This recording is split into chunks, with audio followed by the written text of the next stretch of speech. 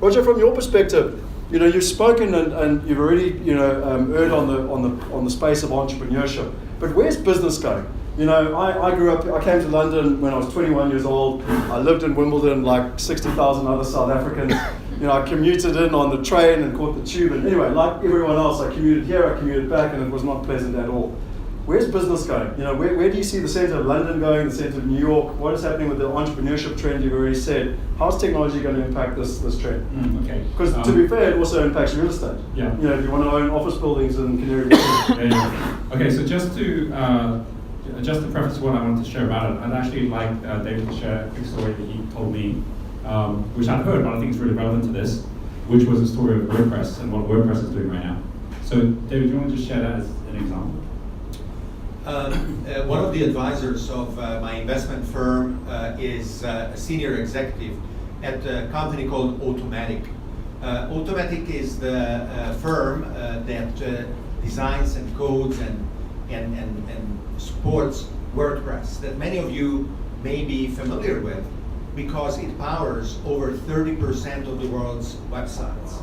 This is a company that is worth more than $2 billion. They are more than 700 people, and they do not have offices. Everybody works where they want, where they feel more empowered, and they periodically get together, various departments in exotic locations to have fun and to have the human connection that we still obviously need and cherish. But the organizational structure fully leverages the decentralized nature and the communications capabilities and the coordination of common tasks where nobody is an employee, even if legally they are, because nobody is being told and burdened by middle management, breathing down their neck, telling them minute after minute what they should be doing. We have a name for people, we tell people. We have a name for the things that we tell what to do, and those are the computers.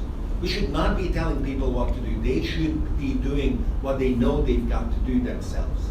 So I think this is incredibly emancipating and empowering to hear about. So imagine being in an organization that does it every day.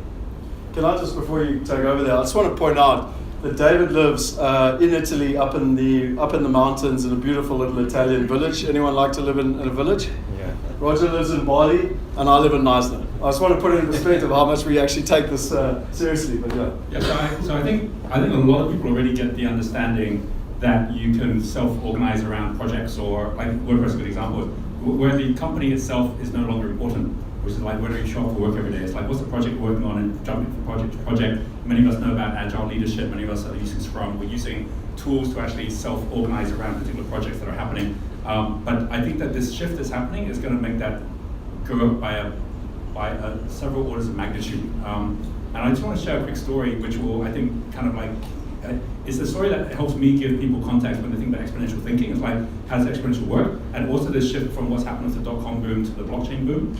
So the story, first of all, is a story about the inventor of chess. And so you can look this up. It's called the chess and wheat problem. And basically, it's a story about how a long time ago he came off chess, and the Emperor of India loved the game, thought this was fantastic. Bring me the inventor. The inventor shows up. He says, "I'll pay you anything for this game. It's fantastic. What do you want to have?" And he goes, "I'm a humble man. Just give me a grain of rice on the first of the square of the chessboard, and then 2 on the second, and just keep doubling it just for the 64 squares." And so, of course, the king's like, "Well, that's pretty amazing. It's like, that's not much to ask for. Of course, you can have that." Without realizing that if you actually do that and keep on doubling, by the time you get to the 64th, it's more rice than the entire size of Mount Everest. It is more rice than has ever been created in the history of man by all humans. And so, of course, the king's not really happy about this when he realizes this, and so cuts off the guy's head, right? And that's the story. So, so the interesting thing about this is that there's been a number of Silicon Valley guys who have basically calculated that if you take the beginning of Moore's Law, which is in the 1950s, and you take the doubling as pretty much every 18 months, we actually hit the second half of the chessboard in 2006. So we're now in the second half of the chessboard. And if you go from the first, like 1 grain, to the 32nd square, which is the first half, you're still only in a small rice field at that point. But then you go in the second half from the small rice field to basically a ridiculously massive number, because in the second half, everything goes crazy.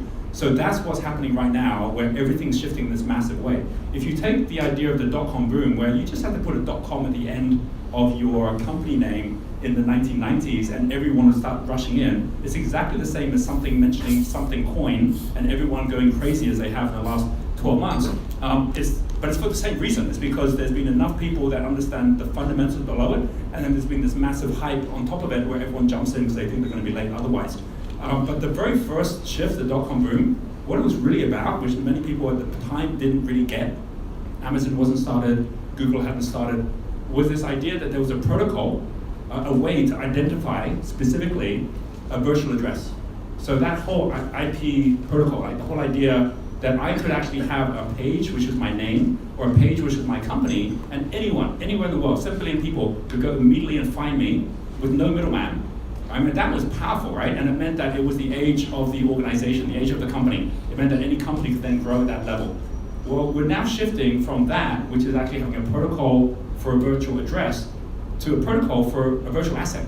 Like every company, if you think about every asset you have, has got like easily, like 100,000 to 1 million times more different assets than you actually have addresses for your company.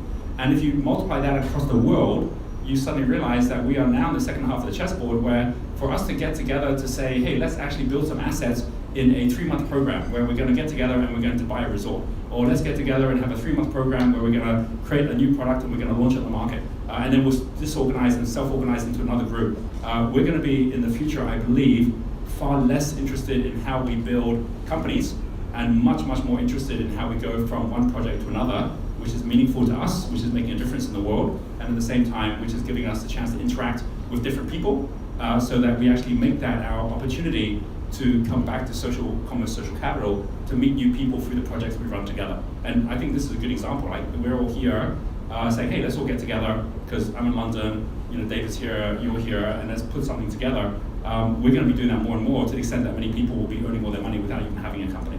And I think that's the future of business. Wow. David, from your perspective, sorry, do you want to comment there? Yeah, I just wanted to add, because I was there in Silicon Valley at the first internet boom.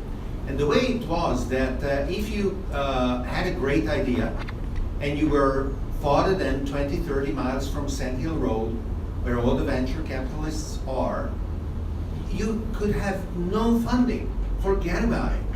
And basically the entire internet boom happened as a very provincial thing, a very, very exclusive thing.